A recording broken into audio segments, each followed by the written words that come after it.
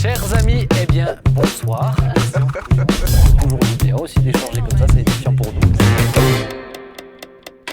Bonsoir à toutes et à tous, bienvenue dans cette émission, on s'y retrouve, on est là, on est ensemble, on est bien, on discute de plein de choses et puis il y aura pas mal de sujets intéressants ce soir encore une fois. On va parler, alors soit vous nous écoutez sur YouTube et là vous pourrez utiliser le chat et discuter, donner vos points de vue, laisser des commentaires, soit vous nous écoutez en podcast dans votre voiture, eh ben on est ravis de vous accompagner où que vous soyez.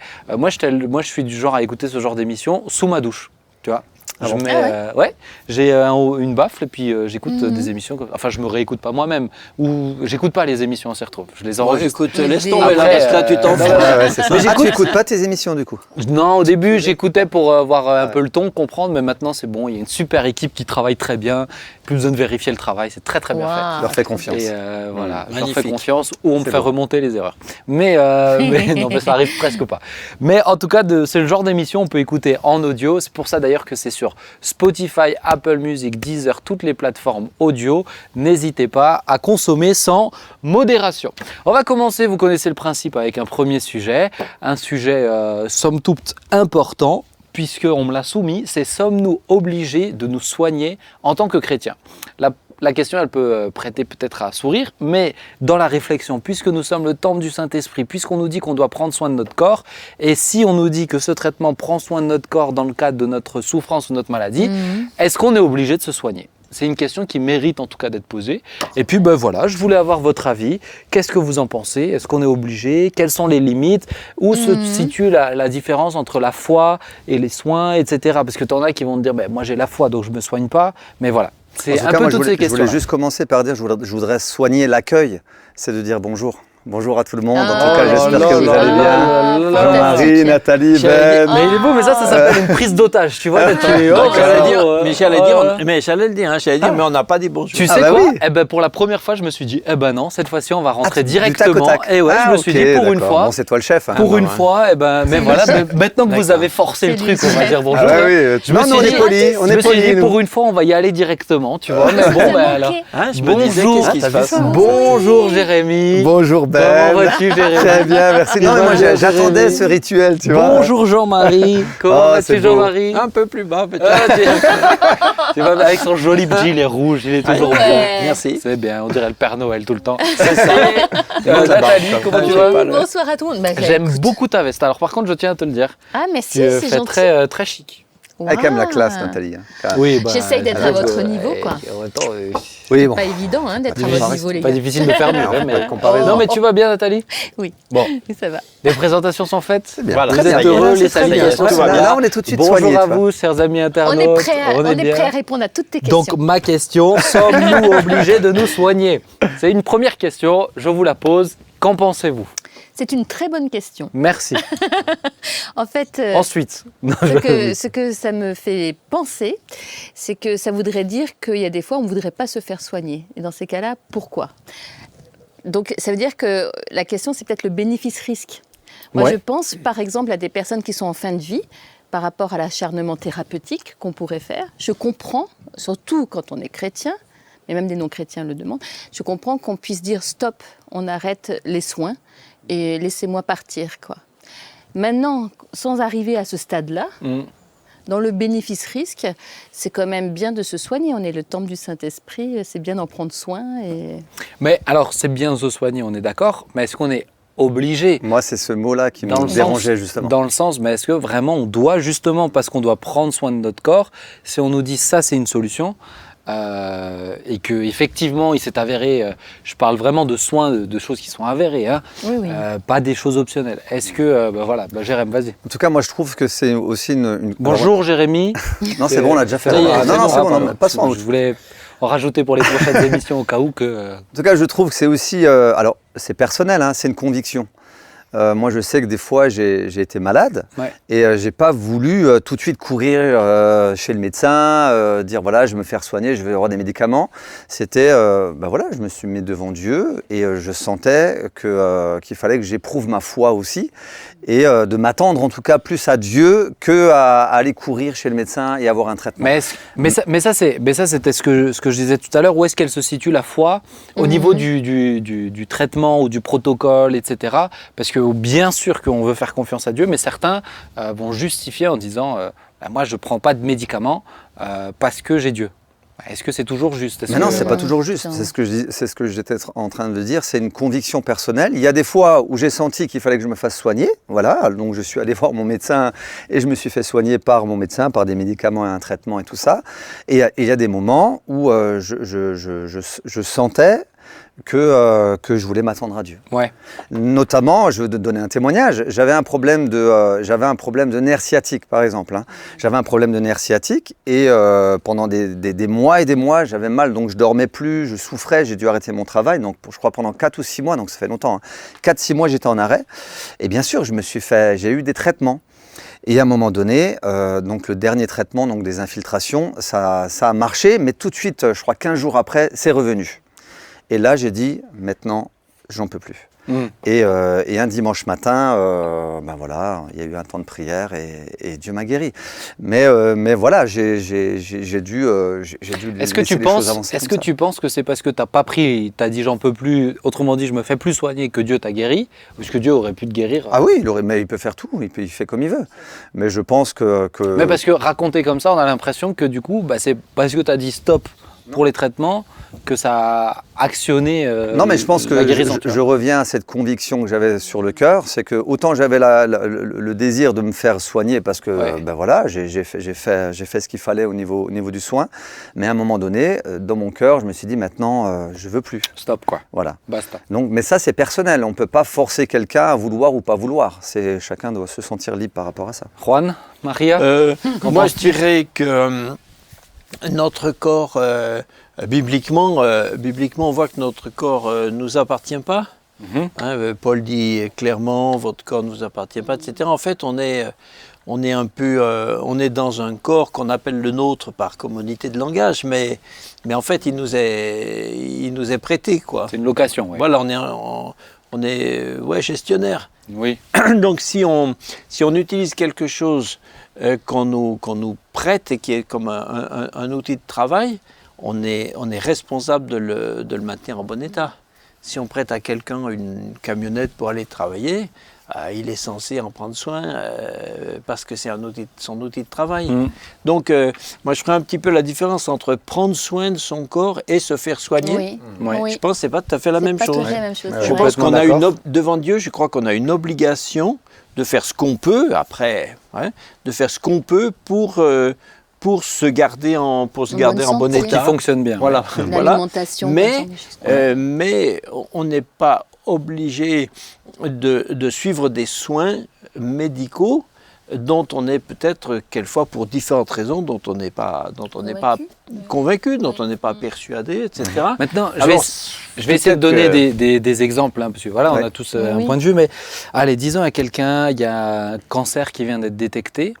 Le médecin lui dit, écoutez, dans votre cas, il y a 95% de chances que la chimio fonctionne et que vous êtes remis sur pied, etc. Maintenant, c'est vrai qu'il y aura des conséquences, il y aura chute de cheveux, des choses comme ça.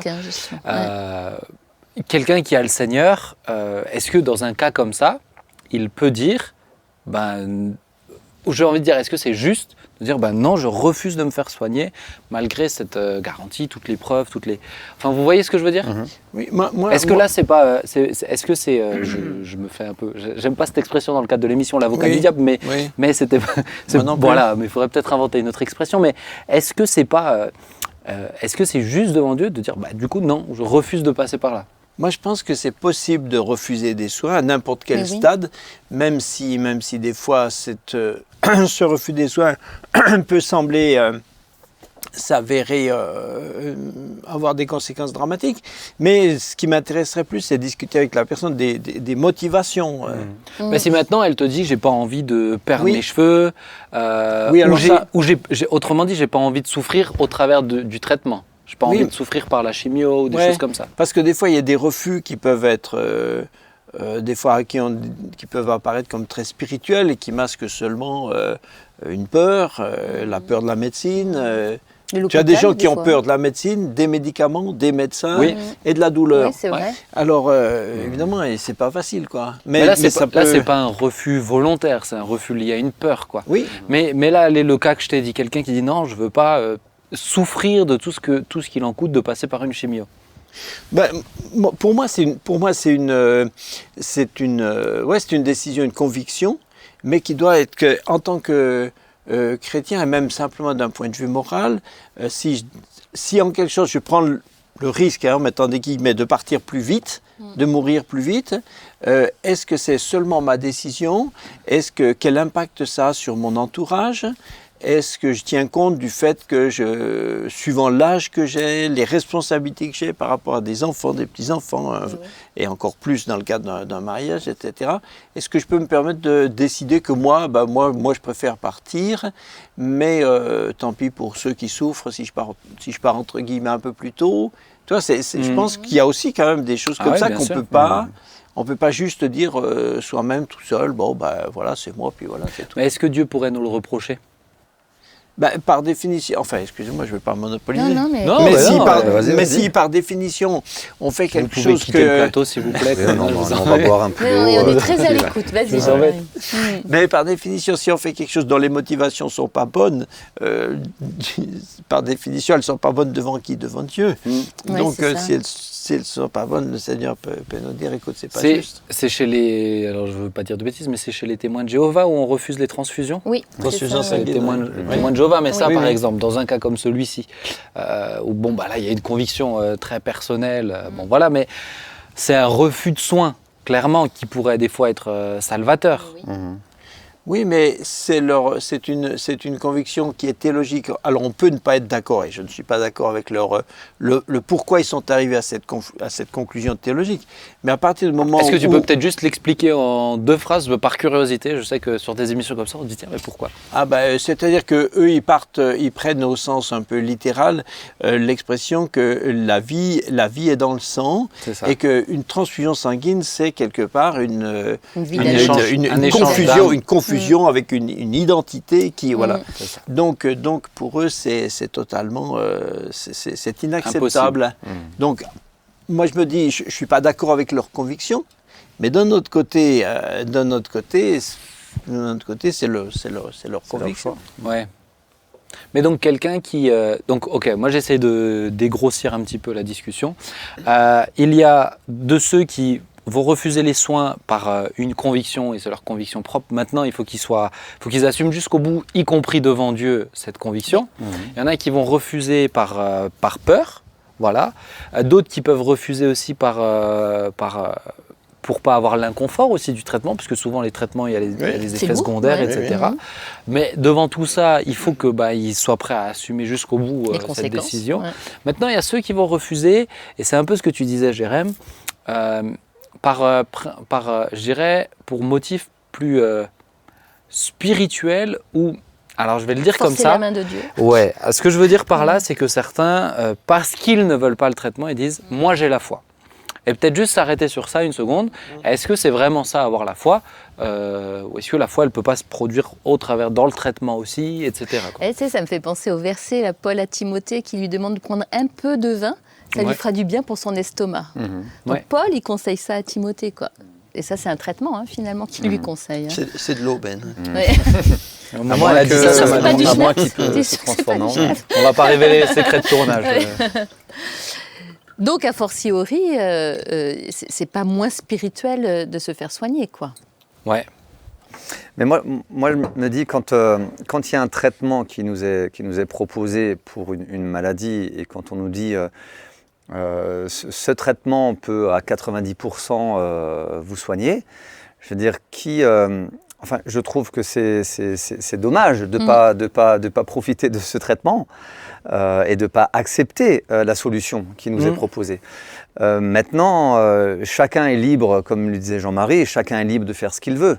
Mais ce n'est pas parce qu'on refuse qu'on aura plus de foi que celui qui accepte. Parce que notre foi, elle est en Dieu, notre foi, elle est en celui qui est capable de toutes choses. Et même si on prend un traitement, on peut voir autour de nous, il y a des fois des traitements qui ont fonctionné et des fois des traitements qui n'ont pas fonctionné. Parce qu'on peut même parler de l'arrêt de traitement. Moi, c'est quelque chose auquel je suis confronté très souvent dans le cadre de suivi que je fais sur des troubles psy. Alors, à ceux qui ne veulent pas prendre de traitement, parce qu'en plus, là, ce n'est pas des traitements qui sont des médicaments qui guérissent, hein, c'est des régulateurs d'humeur. Le but de ces traitements, c'est souvent pour éviter de partir dans des extrêmes, arriver à un suicide ou voilà, des choses comme ça. Mais il y a ceux aussi qui, une fois qu'ils expérimentent une grâce particulière ou pendant un culte, ou, disent « Maintenant, moi, j'ai la foi ». J'arrête mes traitements, ce qui est très dangereux dans le cadre notamment de tout ce qui est benzodiazépine, toutes ces sortes de médicaments. On dit qu'il y a un risque sur 2 de suicide derrière ça, un arrêt brutal comme ça. Moi je dis souvent, mais la foi elle n'est pas là-dedans en fait. Avoir la foi, c'est pas juste dire j'arrête mon traitement et donc je suis guéri. La foi, moi je leur explique souvent, mais continue ton traitement et va jusqu'au bout de la démarche pour ensuite, la foi elle dise, mais Dieu est tellement fort qu'il va incliner le cœur du médecin pour dire effectivement, il n'a plus besoin de traitement. Moi, c'est ce qui est arrivé chez moi. Après, je ne veux pas en faire une règle, mais la foi, elle ne réside pas dans le fait il y a traitement ou il n'y a pas de traitement. C'est vrai aussi pour des diabétiques ou des gens comme ça, qui peuvent prendre des risques considérables. Totalement. En arrêtant leur traitement. Ouais. Je connais l'histoire justement de quelqu'un qui, en partant en voyage, avait oublié ses traitements. Et vu le contexte, il ne pouvait pas aller chercher dans ce pays étranger le même traitement. Donc il était vraiment embêté et là il s'est dit Seigneur, c'est vraiment pas de ma faute. Et Dieu l'a vraiment délivré de cette accoutumance à cette thérapie en fait. Donc là finalement il n'a pas voulu forcer la main de Dieu, hein, mais si comment je vais faire? Il cherchait une solution en vérité. Hein. Et puis finalement 1 jour sans traitement, 2 jours sans traitement, il allait même mieux. Donc il y a des circonstances aussi qui t'amènent à cheminer avec le Seigneur dans ce domaine.